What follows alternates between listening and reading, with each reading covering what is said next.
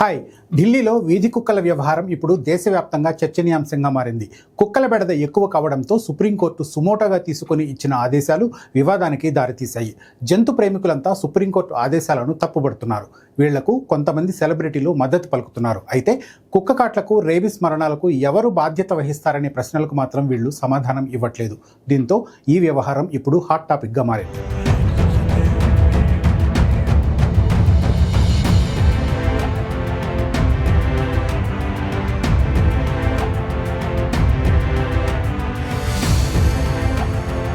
ఢిల్లీలో వీధి కుక్కల బెడద ఎక్కువైంది. చాలామంది కుక్క కాట్లకు బలవుతున్నారు.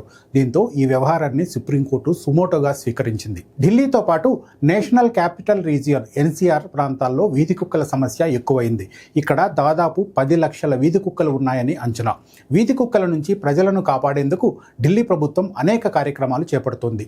స్టెరిలైజేషన్, రేబిస్ వ్యాక్సినేషన్ ఇస్తున్నారు. 2023 నాటికి ఢిల్లీలో 4,70,000 కుక్కలను స్టెరిలైజ్ చేసినట్లు ప్రభుత్వం తెలిపింది. కానీ WHO సిఫారసు చేసిన 70% లక్ష్యానికి ఇది చాలా దూరం. ఈ ఏడాదిలో ఇప్పటి వరకు 35,000 మంది కుక్క కాట్లకు గురయ్యారు. వీళ్లలో 49 మంది రేబిస్ వ్యాధితో మరణించారు. కుక్క కాట్లకు గురైన వాళ్లలో ఎక్కువ మంది పిల్లలు, వృద్ధులే. గజియాబాద్లో 14 ఏళ్ల బాలుడు కుక్క కాటు వల్ల చనిపోవడంతో మీడియాలో వీటిపై విస్తృతంగా కథనాలు వచ్చాయి. దీంతో ఈ వ్యవహారాన్ని సుప్రీంకోర్టు జూలై 28న సుమోటోగా స్వీకరించింది. ఢిల్లీ ప్రభుత్వం మున్సిపల్ కార్పొరేషన్లకు నోటీసులు జారీ చేసింది. సుప్రీంకోర్టు ఆదేశాలతో ఆగస్టు 5న municipal corporation of Delhi MCD 12 assembly నియోజకవర్గాలలో పైలట్ ప్రాజెక్టును ప్రారంభించింది.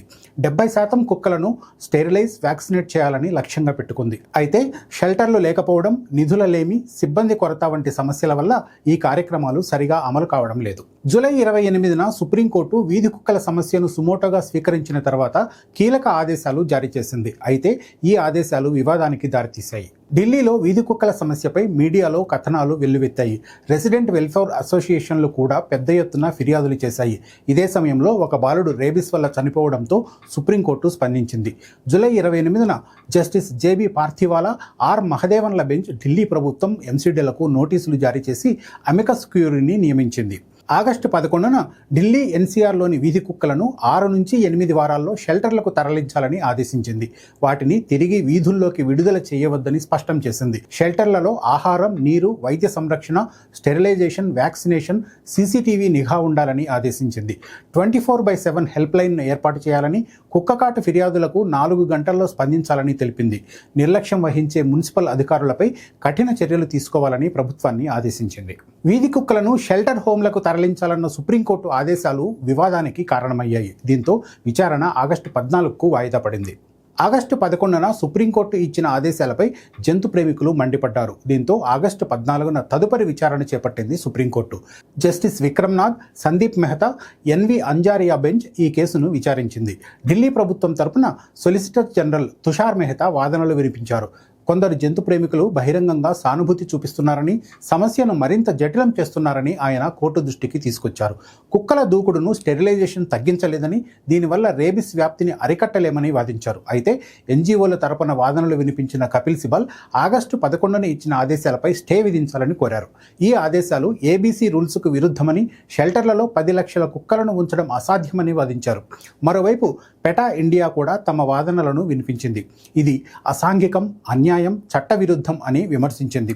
కుక్కలను తమ సహజ వాతావరణం నుంచి తొలగిస్తే గందరగోళం, బాధలు తప్పవని హెచ్చరించింది. వాదనలు విన్న ధర్మాసనం కీలక వ్యాఖ్యలు చేసింది. స్థానిక అధికారులు ABC రూల్స్ను సరిగా అమలు చేయకపోవడమే ఈ సమస్యకు మూల కారణమని అభిప్రాయపడింది. అంతేకాదు, కుక్క కాట్లకు జంతు ప్రేమికులు బాధ్యత తీసుకుంటారా అని ప్రశ్నించింది. అయితే వాళ్ళ నుంచి సమాధానం లేదు. ఈ వాదనల తర్వాత కోర్టు తన తీర్పును రిజర్వ్ చేసింది. జంతు ప్రేమికులు, సెలబ్రిటీలు సుప్రీంకోర్టు ఆదేశాలపై తీవ్ర ఆగ్రహంతో ఉన్నారు. వీధి కుక్కలను ఇలా నిర్బంధించడాన్ని వాళ్ళు తప్పుబడుతున్నారు. కుక్కలను స్టెరిలైజ్ చేసి తిరిగి విడుదల చేయాలని ABC రూల్స్ 2001, 2023 చెబుతున్నాయి. అయితే సుప్రీంకోర్టు మాత్రం కుక్కలను షెల్టర్ హోమ్ల నుంచి విడుదల చేయవద్దని ఆదేశించింది. ఢిల్లీలో ప్రస్తుతం 20 షెల్టర్ హోమ్లు మాత్రమే ఉన్నాయి. ఇవి 5,000 కుక్కలకు మాత్రమే సరిపోతాయి. 10 లక్షల కుక్కలను ఉంచాలంటే కనీసం 2,000 షెల్టర్లు కావాలి. ఇది అసాధ్యమని పెటా, ఇతర NGOలు వాదిస్తున్నాయి. కుక్కలను తమ సహజ వాతావరణం నుంచి తొలగిస్తే ఒత్తిడికి గురవుతాయని, మరింత దూకుడు ప్రదర్శిస్తాయని చెప్తున్నాయి. స్టెరిలైజేషన్ స్టెరిలైజేషన్, వ్యాక్సినేషన్ కార్యక్రమాలను బలోపేతం చేయాలని, గోవాలో లాగా జీరో రేబిస్ మోడల్ను అనుసరించాలని సూచిస్తున్నాయి. మరోవైపు సెలబ్రిటీలు కూడా సుప్రీంకోర్టు ఆదేశాలను తప్పుబడుతున్నారు. జాన్వీ కపూర్, వరుణ్ ధవన్, వీర్ దాస్, జీనత్ అమన్, రూపాలి గంగూలీ, సదా, సోనాక్షి సిన్హా, దిశా పటాని, అడవిశేష్, ఇషా తల్వార్, భూమి పడ్నేకర్ తదితరులు కుక్కలపై ప్రేమను చాటుకున్నారు. సుప్రీంకోర్టు ఆదేశాలను తప్పుబట్టారు.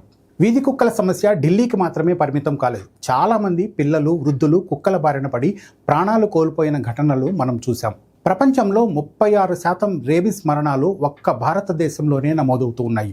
దీన్ని బట్టి మన దేశంలో కుక్కల సమస్య ఏ స్థాయిలో ఉందో అర్థం చేసుకోవచ్చు. ఏటా సుమారు 20,000 మంది రేబిస్తో మరణిస్తున్నారు. 2024లో దేశవ్యాప్తంగా 37,15,000 కుక్కకాటు ఘటనలు నమోదయ్యాయి. ఒక్క ఢిల్లీలోనే ఈ ఏడాదిలో 35,000 కుక్కకాటు ఘటనలు నమోదయ్యాయి. 49 మంది రేబిస్ వల్ల ప్రాణాలు కోల్పోయారు. రేబిస్కు తక్షణమే చికిత్స చేయకపోతే చనిపోవడం ఖాయం.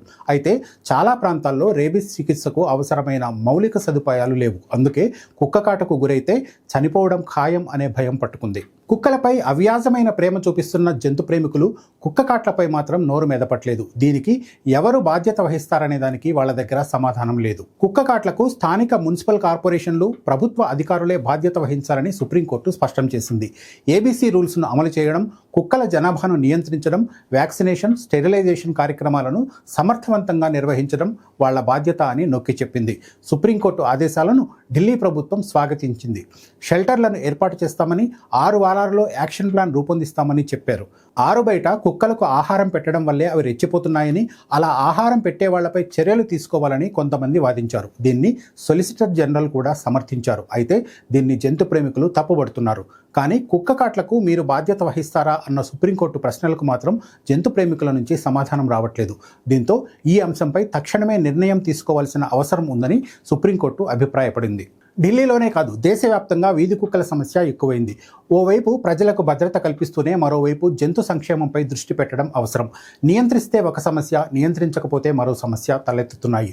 ఈ నేపథ్యంలో వీధి కుక్కల సమస్యకు శాశ్వత పరిష్కారం దిశగా సుప్రీంకోర్టు అడుగులు వేస్తోంది. మరి వీధి కుక్కల సమస్యపై మీ అభిప్రాయం ఏంటి? కామెంట్స్లో తెలపండి. మరో అంశంతో మళ్ళీ కలుద్దాం. Thank you.